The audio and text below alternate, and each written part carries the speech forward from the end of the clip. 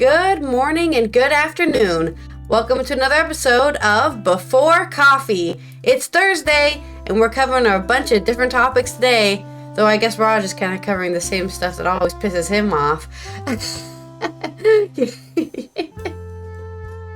Just a little bit. And let's go ahead and get into our headlines so we can talk about what we're going to talk about. Today on Before Coffee, Finland's health forests are helping patients reap the mental benefits of being in nature. News briefs. Kevin McCarthy resigns his seat. China's credit rating gets lowered. But in good news, Wasabi will improve your memory. Europe's wealthiest countries have high child poverty rates, says UNICEF. And we remember the life and times of Norman Lear. Taylor Swift is named Time Magazine's 2023 Person of the Year. Those stories and more, which is National Slime Day, December 7th, 2023, a day that will live in slimy infamy.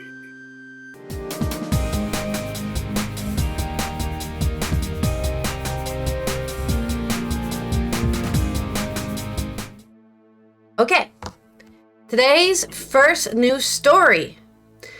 Finland. This is by Rosalind Min with EBU on Euronews Next. Finland has since 2015 established forests next to national healthcare centers as part of a so-called health forest project to bolster well-being. In the serene landscape of Sipoo, a town northeast of Helsinki, Finland, patients at the local healthcare center are taking a guided treks in the Sipoonkorpi National Park. An expansive 18.5 kilometer squared forest nestled alongside the center, it provides the backdrop to an ongoing effort by the Finnish healthcare system to reap the health benefits of being in nature. Biologist Adela Pajunen has been developing activities for patients in the so-called health forests. She believes there are well-being benefits from the sense of experiencing shelter in a forest. On this outing, we listen to the stream and watch snowflakes, but it can also be plants, animals, birds, insects, and stones. The processes of nature, birth, and death, Pajunen said.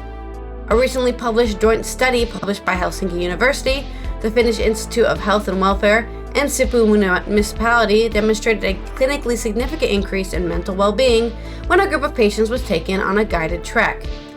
This time, we were measuring positive effects on mental health, so we asked to respond to statements like, I feel close to other people, I feel I am capable of changes, I am relaxed, and it is especially stress that was reduced in this group that was taken on forest treks, said researcher Dr. Annika Kolster.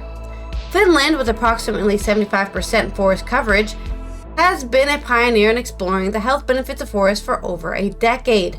Researchers in Finland believe a forest can help in coping with feelings of anxiety, insomnia, and the experiences of pain in combination with medical treatment. A human enjoys the sense of being in a forest and the benefits from that feeling.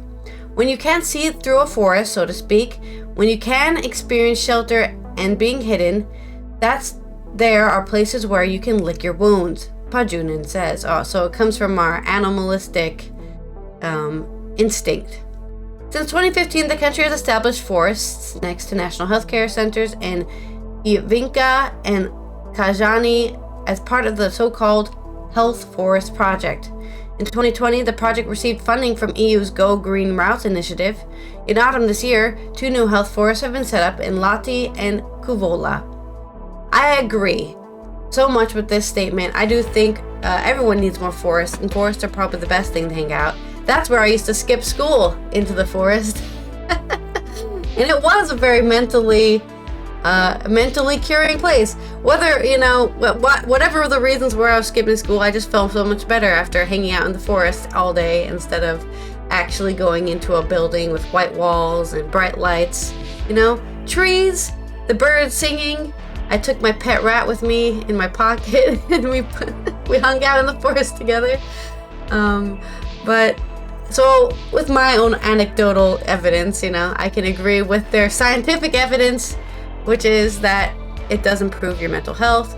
So if you ever find yourself feeling like the world has you down, find a forest and go for a walk in the forest, do some bird watching. Your story. Or you could live by a desert. Because, deserts are full of life. You just don't see it. Yeah. I mean, you do, but you're out there going, man, it's hot. Anyway. In news, we have the big news of the day is former House Speaker Kevin McCarthy leaving Congress this year will not run for re-election. This is from USA Today. Ken Tran. Former House Speaker Kevin McCarthy, Republican of California, is resigning from Congress early and will not run for re-election next year, punctuating an historic cabinet career after 15 rounds of voting to become Speaker in January and getting ousted 10 months later by a conservative rebellion. I have decided to depart the House at the end of the year to serve America new ways. You were serving America? Oh, okay. Something there. I know my work is only getting started, McCarthy said in an op-ed in the Wall Street Journal. Your work is just getting started. Oh, that's promising, I guess. I guess he's going to be a fundraiser for all these, fascists.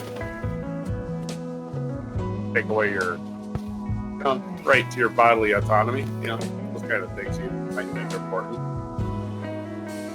One of 8 GOP members who voted to oust McCarthy, Representative Bob Good, a Republican of Virginia, was asked by USA Today what he thought about McCarthy's departure. He smiled, "I thank him for his service and wish him well." Regardless of his ulcer, McCarthy, in a video after his announcement, says he's proud of what we accomplished, touting the bipartisan debt ceiling agreement that he struck with President Joe Biden to avert a catastrophic default in his efforts to avoid government shutdown. Both of these deals played a role in eventual removal from the speakership by a conservative rebellion. So he's proud of that.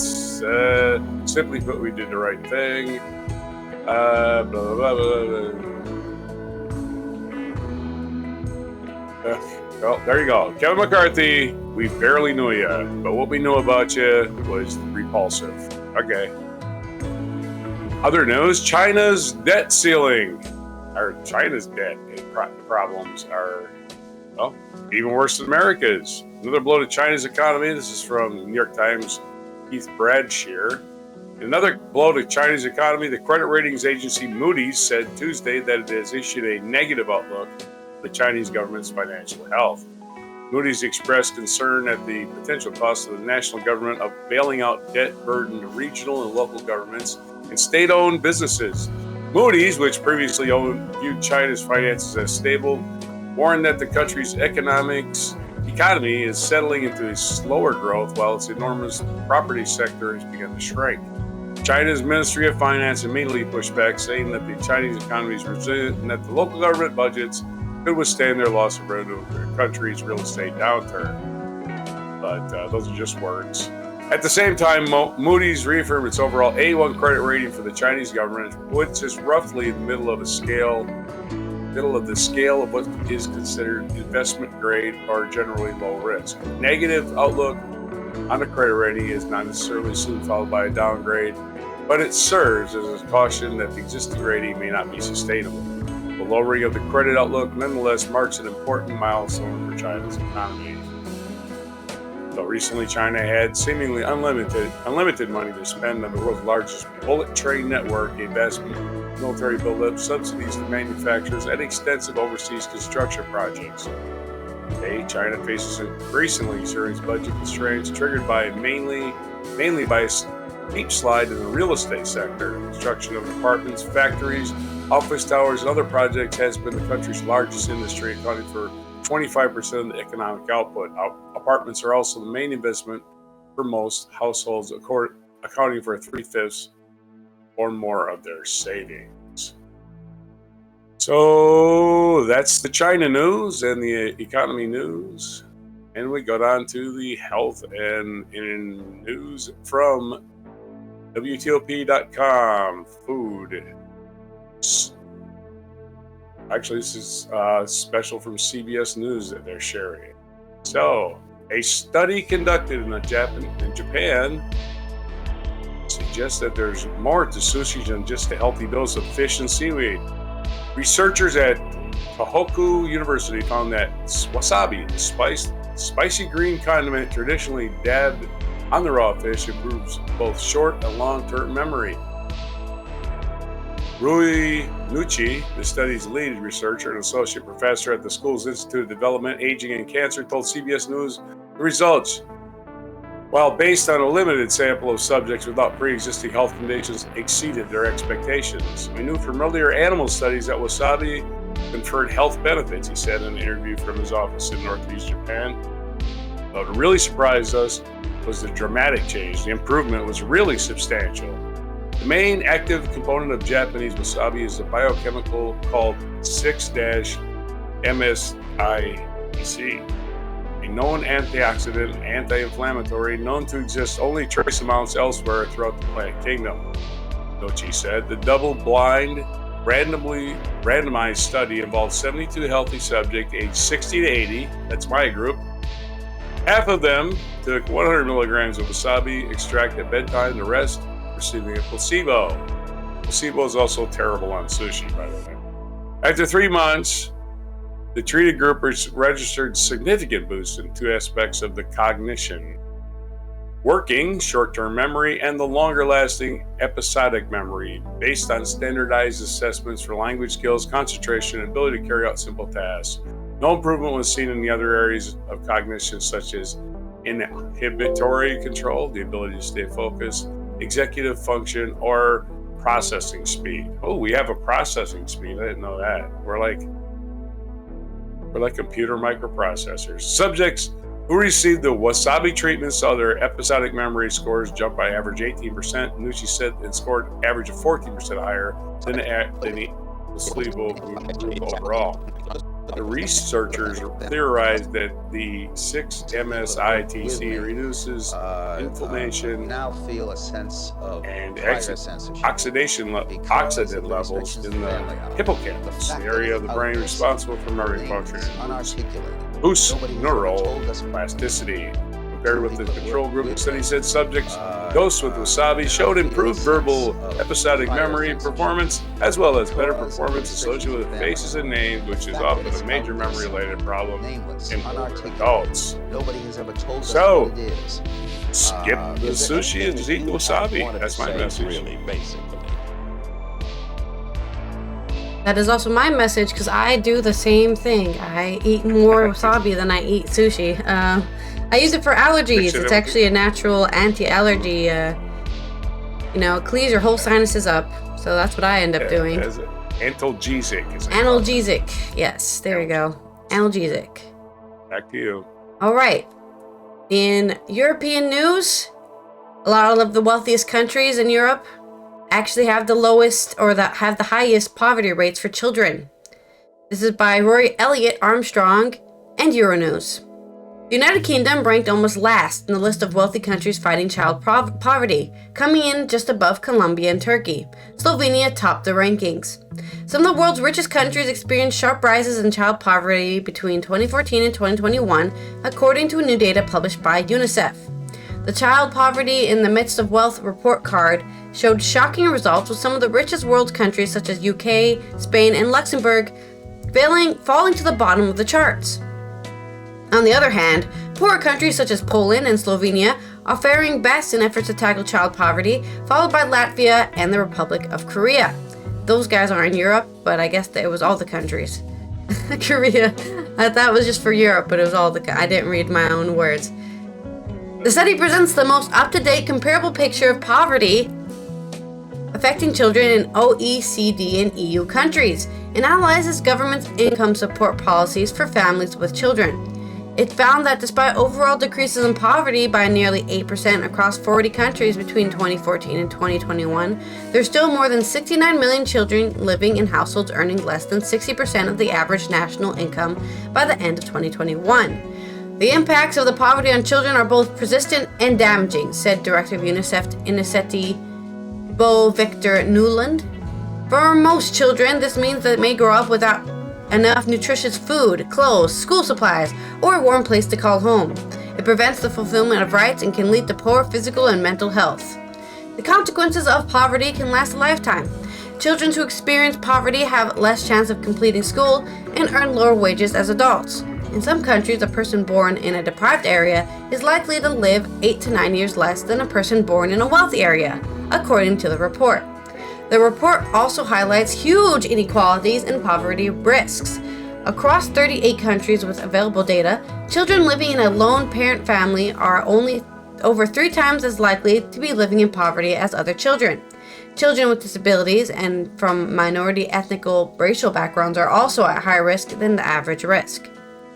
According to the findings in 2012 to 2019, saw stable economic growth among the group of countries presenting an opportunity to recover from the impacts of the 2008 and 2010 recession. However, while a number of countries reduced child poverty during this time, some of the wealthiest countries saw the biggest backward slides. The report also shows that countries with similar levels of national income, such as Slovenia and Spain, have stark differences in their child poverty rates, with 10% on Slovenia and 28% on Spain, even though they make the same amount of national income. Children's living conditions can be improved regardless of a country's wealth, the report notes. For example, Poland, Slovenia, Latvia, and Lithuania, not among the richest OECD and EU countries, have achieved important reductions in child poverty, falling by 38% in Poland and 31% in other countries. Meanwhile, 5 higher income countries, the United Kingdom at 20%, or I guess plus 20%, so they gained 20% more income in 2012 to 2019. And France, Iceland, Norway, and Switzerland, who got a 10% increase, saw the greatest increases in the number of children living in households experiencing financial hardship since 2014. Okay, but this is the national income, average national income. So if you have 3 billionaires making a lot of income and everyone else makes the same, your national income probably would go up. I don't know. But the actual, I don't know if this isn't the average income, it's just the total income increase. To eradicate child poverty, the report card calls on governments and stakeholders to urgently expand social protections for children, including child and family benefits to supplement families' household income, ensure all children have access to quality basic services like child care and free education that are essential to their well-being, create employment opportunities with adequate pay and family-friendly policies such as paid paternal leave to support parents and caregivers in balancing work and care responsibilities, ensure that there are measures adapted to specific needs of minority groups and single-headed households to facilitate access to social protection, key services, and decent work, and reduce inequalities. The report states that a lot can be learned from the success of different countries. How we use the learning we determine how effectively we can ensure child's well-being today and in the future, concluded Nyland. So all the countries are getting rich and they don't care about the children. Why am I not surprised? I mean, yeah, we were in Paris. There was a lot of homeless people in Paris for sure. This is a photo. There's a photo here in the article of France with, this is Lyon, not Paris, but there's a whole family of 5 people just living on the street under a stairway. And this is supposed to be just a thing that not only is normal, but people allow to happen, right? The government of Lyon, the government of France, just let it happen. Just, oh, there's homeless people. Not my problem. I wonder what causes it. If only somebody did a study to find out. Anyways. Oh, you just watched that musical Moulin Rouge. Yeah. Get a taste of it. Okay. I guess it's my story then. Your story. Okay, and sad news. We have lost Norman Lear. TV's greatest American, as New York Times calls him, and it's hard to argue. The Olive Valley producer made sitcoms that will form a patriotic descent. This is by James Poniowicz.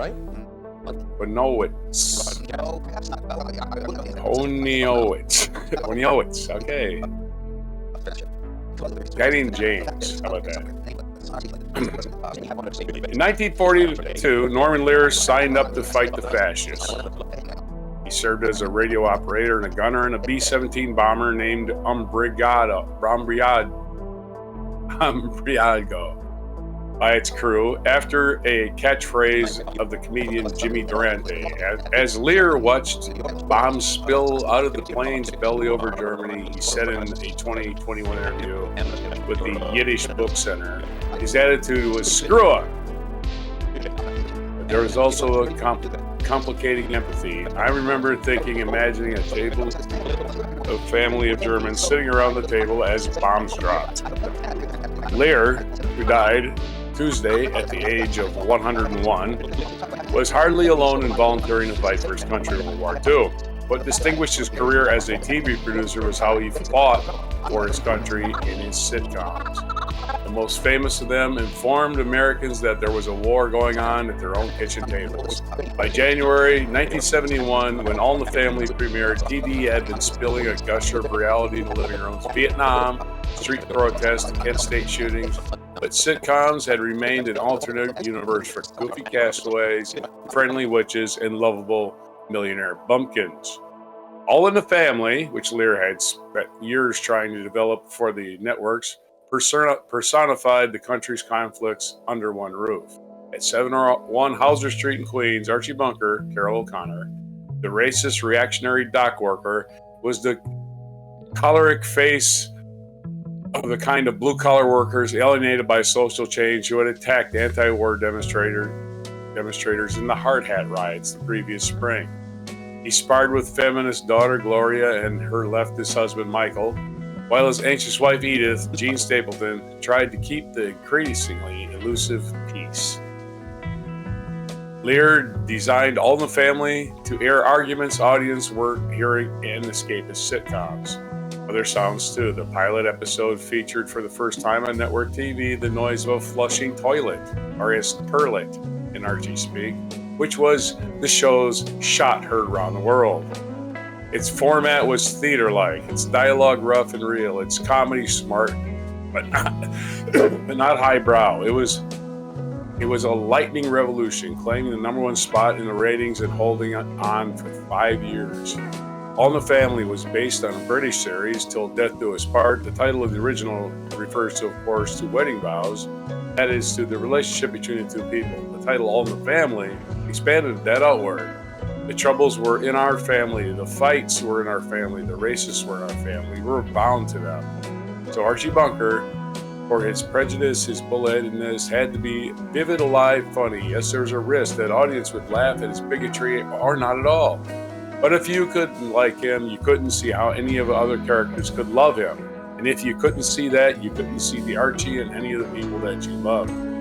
Lear's connection to Archie was intimate. His own father, he told NPR, was a bit of an Archie Bunker, using a racist language, and Lear based the character in part on him. But Archie was also, like Lear, a World War II veteran who had been based in Italy in the Army Air Forces.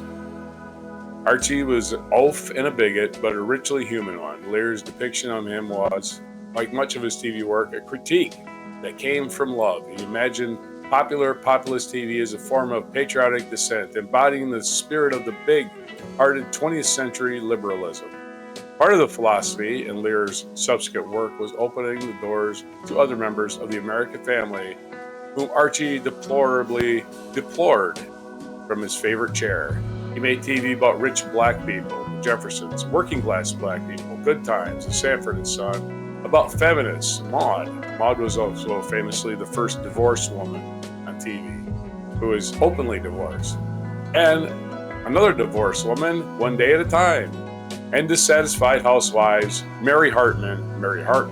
He had tried to establish a Latino family sitcom with the short-lived A.K.A. Pablo, and later in life, executive produced a reboot of One Day at a Time centered on a Cuban-American family. Lear was inspired in part, he said, by his own minority experience as a Jew in America. In an era where anti-Semitic radio demagogue Father Charles Coughlin in his TV... That's supposed to be a period after that, Charles Coughlin. In his TV work later, Lear built a counterweapon, a bigger and better soapbox. But he also made distinctive art. He created a bracing comedy language, able to play both cheap shots and opera boxes. As successful as many of his shows were, they weren't as widely imitated as the more feel-good contemporaries. Decades later, when someone attempts to show a similar provocative spirit in theater for the massive style, say the NBC's The Carmichael Show a few years ago, Lear is still the first name that comes to mind for comparison. His work also managed to stay relevant, even prescient. A half a century later, as it became obvious with the presidents of Donald J. Trump, whose Queen's bluster and bigoted "those were the days" grievances echoed Lear's most famous character. In 2017, the same year that Lear refused in protest to attend a Kennedy Center reception at the White House, the former presidential advisor Steve Bannon said, admiringly, our president, "Dude, he's Archie Bunker." That alt-right agitator could liken his chosen candidate to the character Lear wrote as a pigeon-headed buffoon and see it as not just a compliment, but as an asset, could, you might argue, be the ultimate indictment of Lear's gamble in making Archie likable. But that approach also allowed Lear's voice, his patriotic belief in pluralism, carry in places where his stump speech wouldn't. My own father was a blue-collar World War II vet who, like Lear's, had a little Archie Bunker in him. Maybe more than a little. Yet, when I was a kid, we watched All in Family together. I doubt that laughing with and at Archie did much to change my dad, but I think it helped me shape me. All in the Family talked back in a way I couldn't as an elementary school kid. It showed me that there were other points of view and that millions of other people were interested in the argument. I don't know if Norman Lear ever imagined the inside of a house like mine when he created his shows, the way he pictured the families inside German homes when he served in war, but some people applied. The same principle applied, The family may be private, but it's never insulated from the forces troubling the world. With his work, he tried to drop something in American living rooms that might at least leave us a little bit better. Thank you for your service, Mr. Lear. That's it. A long article. Sorry for taking so long. Back to you. It was a historic guy, so historically long article. He's 101. Yeah. Did a lot. Changed the world. Really. One show at a time. One day at a time. Also did Different Strokes. We left that one out. Yeah. Don't forget that. Strokes. Speaking of people who've changed the world, for some reason, Taylor Swift has been named Time Magazine's Person of the Year. I don't know what she did, other than have a freaking tour display in movie theaters and have a tour itself. Everyone has tours. Lots of artists had tours this year, and lots of people release their concerts in movie theaters. So I'm not exactly sure why she's the Person of the Year, but I'm sure this article will tell us, or maybe it won't, I don't know. This is from Alois Hardy with AP on Near Nose Culture. Pop star Taylor Swift has been named Time Magazine's 2023 Person of the Year, the first person to win the title purely for her success as an artist. For building a world for her own, but making room for so many others. For making her story a global legend. For bringing joy to society that desperately needed it. Taylor Swift is Time's Person of the Year 2023, said Time Editor-in-Chief Sam Jacobs. How much did she pay you to say that? No, imagine Taylor Swift bribing someone. Taylor Swift has found a way to transcend borders and be a source of light, added Editor-in-Chief Jacobs. Swift, who penned and performs hits such as Shake It Off and Cruel Summer, has succeeded Ukrainian President Volodymyr Zelensky to the title. Yes, two people who are basically on the same exact level, I would argue. As well as her numerous musical successes and concert sellouts, Swift 33 recently topped the Global Artist of 2023 for Spotify and also took to the screens with the release of the concert film Taylor Swift: The Eras Tour. Swift topped the North American box office on the weekend, and her film was released. I can read. Over the past year, she has also made a name for herself by criticizing ticketing behemoth Ticketmaster for the cacophony surrounding ticket sales to her tour, the Eras Tour, which led to the platform often criticized for its monopoly position having to explain itself to the U.S. Congress. Much of what she has achieved in 2023 is immeasurable, said Jacobs. She has committed herself to giving value to dreams, feelings, and experiences of people, especially women, who felt neglected and routinely undervalued. Sure, I don't know. I'm sorry. I'm not a fan of Taylor Swift. She does nothing for me at all in any of my emotions. She doesn't make me feel confident in myself or any of that kind of stuff. Here's a little bit of I don't know what you want to call it, prejudice here, but for me, she's a white woman who makes music for other white women to make them feel good, and that's great for them, okay? But as only a half white person, I don't feel anything from her music. But maybe, I know my younger sister Melanie, she loved listening to Taylor Swift, so maybe Taylor Swift does something for her, does nothing for me. She does. Yeah. Well, at least the Swifties can get politically active. Yeah, they are. They're definitely politically active, and that's why they've been calling her out for not saying anything about the conflicts in Palestine. So, Swift has finished the South American leg of her phenomenally successful Eras World Tour off the back of her fourth re-record of 1989's Taylor's Version, which is still topping the U.S. charts. She will be heading to Europe next year. I also find it very interesting that it's phenomenally successful that Taylor Swift finished her tour, when I think it's pretty obvious that she would do it. But yet again, I'm just trying to lessen her things that she's done, I guess, because I don't understand why she's the top person of the year. On the list of finalists, these are her competition, okay? These are the list of finalists for Times Person of the Year. Were Russian and Chinese leaders Vladimir Putin and Xi Jinping. No. British King Charles III, because he got crowned this year. U.S. Federal Reserve Chairman Jerome Powell. OpenAI boss Sam Altman. Hollywood strikers, they should have been on the Times. Those should have been the people of the year, the strikers. The prosecutors who indicted Donald Trump, they could also go. That's Jack Smith. Yeah. Jack Smith, Person of the Year. Jack Smith. And the characters who played Barbie, such as Margot Robbie, who dazzled cinema goers earlier this year. So I'm going to argue that at least half of those are not people of the year, including Taylor Swift and Hollywood strikers, the prosecutors, Donald Trump. I think those were way more important people this year. If you want to be American-centric, world-centric, I think you should definitely have put anybody else. But yeah, I guess Taylor Swift is... As we plunge into the abyss of a fascist hell, yeah, at least we can listen to some pop music.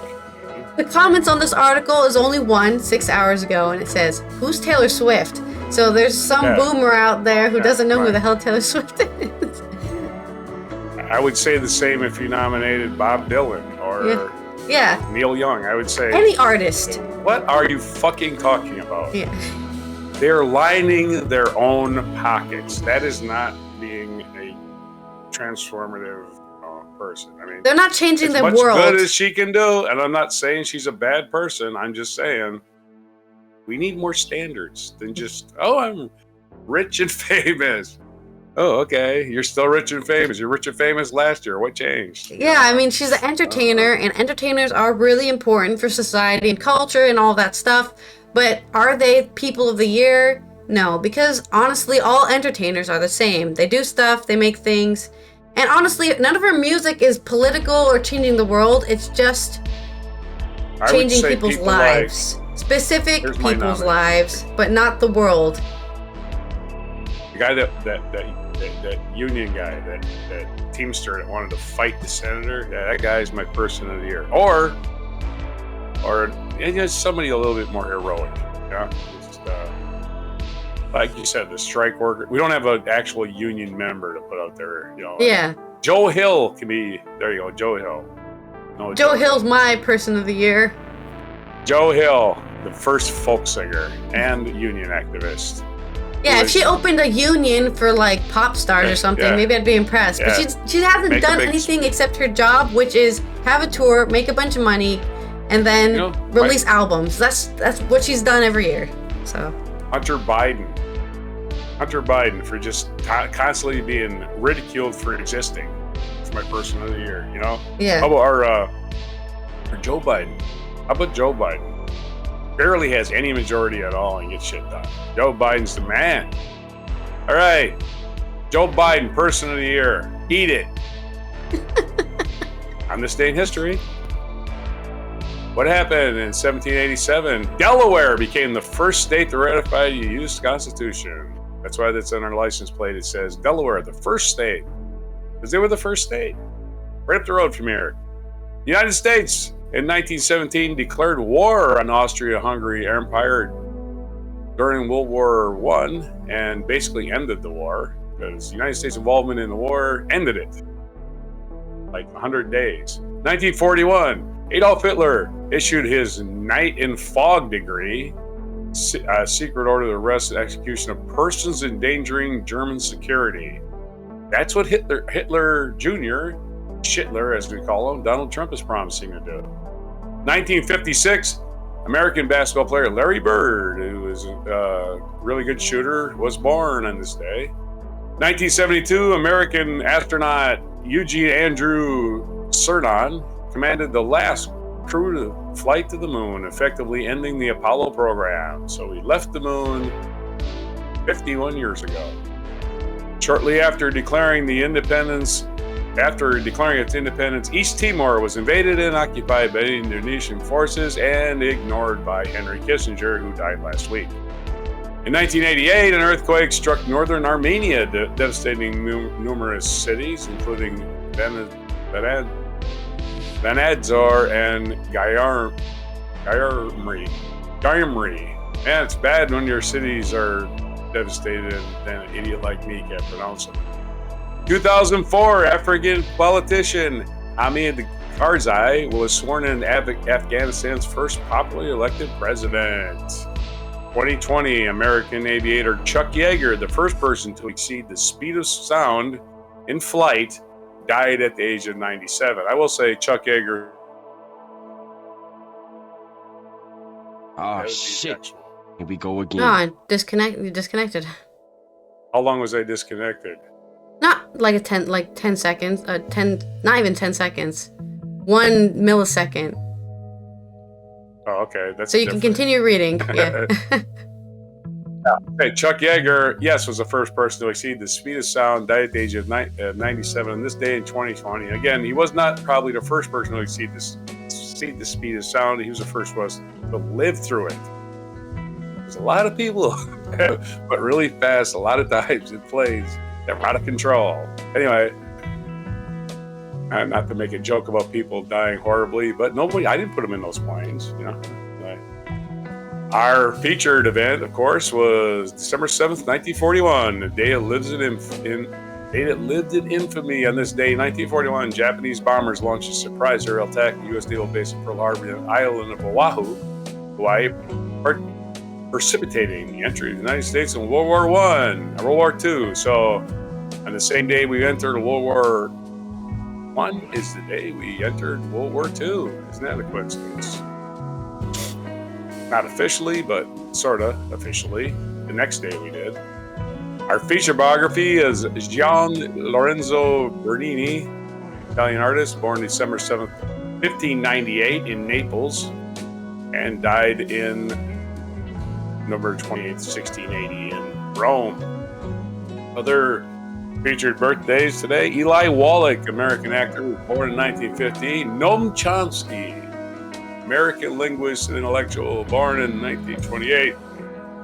Ellen Burstyn, American actress, born in 1932. Tom Waits' birthday today. Tom Waits was born in 1949. And what days is it? It's National Pearl Harbor Remembrance Day, naturally. It is also National Cotton Candy Day. International Civil Aviation Day. It is Hanukkah, first day of Hanukkah, which is 8 days, or 8 nights. National Illinois Day. And it's National Slime Day, which kind of fits in with Illinois. Sorry, I apologize. So our friends in Illinois, you can take a joke. Of course you can take a joke. You live in Illinois. Go ahead. Yeah, right? Anyway, and that's all she wrote for today. The days for today, December 7th, 2023. And this has been Allison here from the Netherlands, where I'm going to be, reading some Noam Chomsky, I guess. No idea it was You're birthday my today. person of the year. Right. Okay. And I will be not listening to Taylor Swift, because I never have, except for when it was on the radio. Happy Thursday, and we'll see you tomorrow on Friday for the tie-up of the week. Here is your mic drop. moment. Look, in the final analysis, the networks are the publishers, right? Mm-hmm. You sign a contract with them and saying, you're in effect the publisher, I'm the supplier, you're paying me. They have to take the responsibility for what they put on their air. The contention of the lawsuit is that the government looked at all of television. Norman Lear is simply a part of it. Looked at all of television and had a great deal to say about the origins of Family Hour. And no more than you would like the government looking into your end of television, do we like the government forcing thoughts upon us through the networks on our end of television. You make no secret of your politics. You are, I believe, a supporter of Fred Harris for president. You're active in Amnesty International. You're president of the local ACLU chapter. Foundation. This creeps into your work, right? You're not ashamed of that. I'm not the least bit ashamed of that. And the networks give you an opportunity to do that. Yes. Best of all possible worlds, it seems to me. A fellow who can put his own convictions, social convictions, don't misunderstand, political Mr. Wallace. convictions. You're talking to a happy man. You know, within the scope of my ability to function, which is sensational. I have no complaint about it. I have other complaints. And the fact that I am pursuing the areas in which I find fault and have complaint doesn't deter from the fact that I am basically a happy fellow. I even like tilting at the windmill.